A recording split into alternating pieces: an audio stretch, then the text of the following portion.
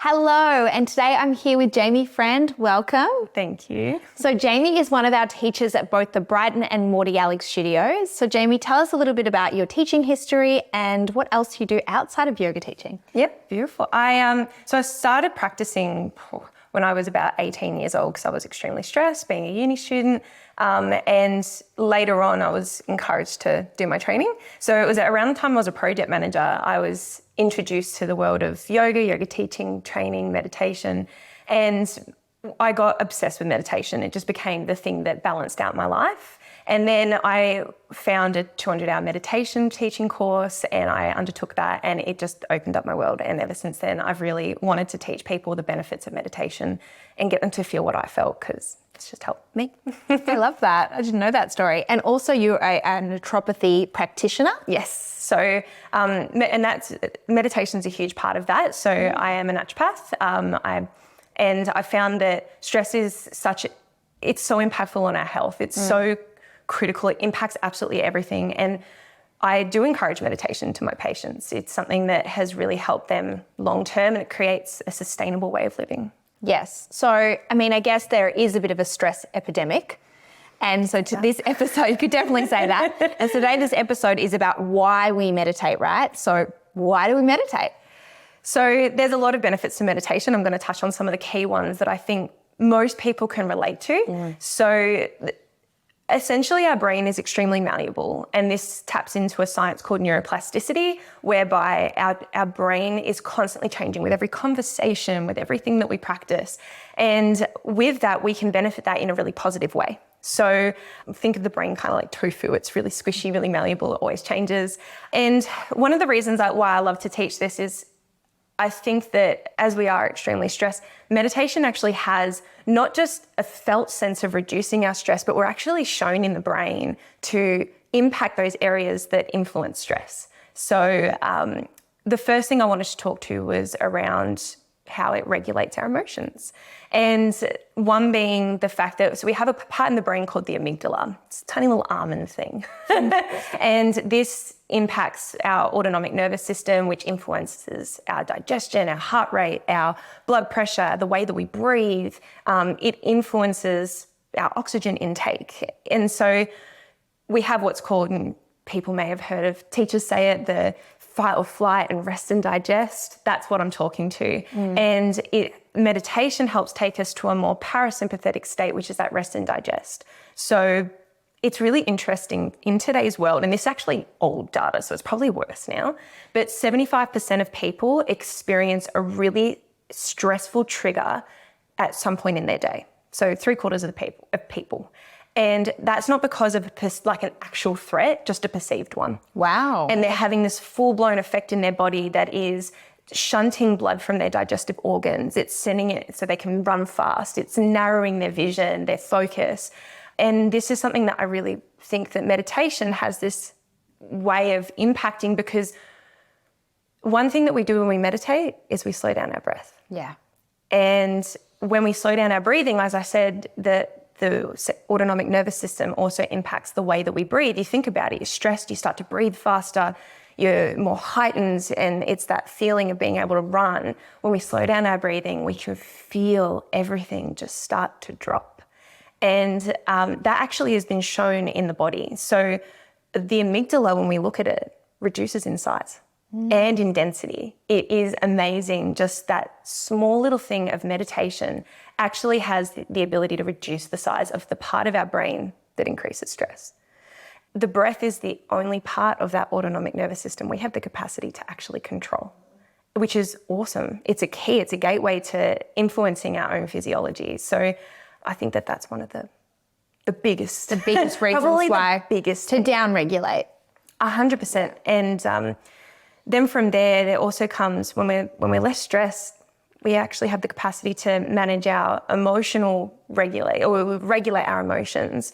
So happiness is something that is internal. It is something that we can't look for external validation. It might happen, we'll buy a new shirt and we feel great, but that's temporary.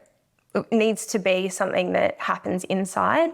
And we process millions of information all the time, and it makes us really confused and we forget those essential things. So one of the ways that meditation actually increases that ability to emotionally regulate is our focus and our attention. And it gives us that ability to drop in and to look at our thoughts and our sensations. And if you've been to the meditation classes that we offer at Warrior One, we often get you to look at, what do you think? What do you feel? What's going on in your internal landscape? And that ability to drop in is actually something you can take off the mat. So unfortunately, our brain is predisposed to negative thoughts, and we tend to look at negative things. But the more we look at, okay, I'm here in the present moment right now, I'm safe, I'm okay, I'm surrounded by my loved ones, or I'm surrounded by things that aren't going to harm me. You can actually drop in and stop looking at the negative, start to look at the positive things in your life, which helps with emotional regulation. We can start to feel that entire body awareness. We can feel when our heart rate increases. We can feel everything. I get so visceral when I meditate. And it's one thing that I thought was actually quite a critical factor is there was a study done over 10 years, or almost 10 years ago now, and it actually identified 47% of the time we're somewhere else in the present moment. So half of our day, we are not here now. And that's actually quite a scary thing when you're missing half your life because you were just not aware of the present moment. And that was a really critical, triggering thing for me when I went, oh my gosh, that's why. And when we focus on the present moment, we actually strengthen those parts of our brain that make us more alert. We increase blood flow. We actually increase density and size of those parts of our brain that are involved in executive function, like the prefrontal cortex and things like that. It gets very technical. And so that's something that I also think is important.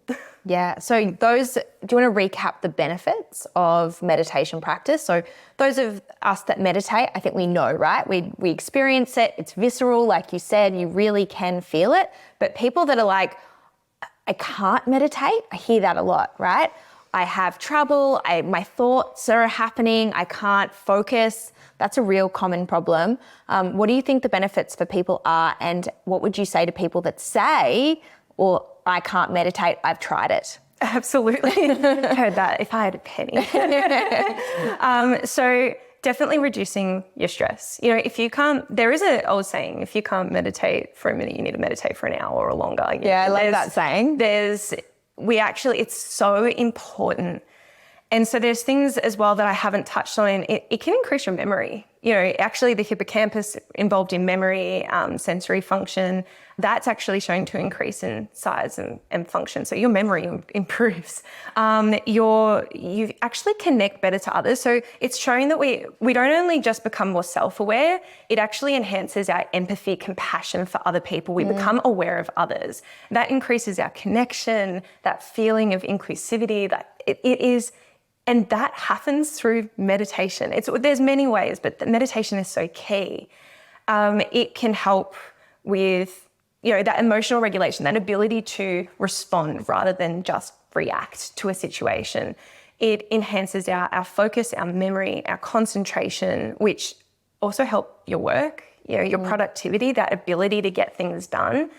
How many times has your day passed you and you've gone, shit, what did I do today? Well, how many times have you driven somewhere and gone, I actually don't remember that drive. And oh no, that was quite unsafe. Yeah.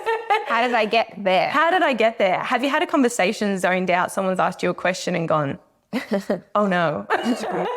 These things are what help, when we meditate, it improves. What an impact on our life if we actually can be more present.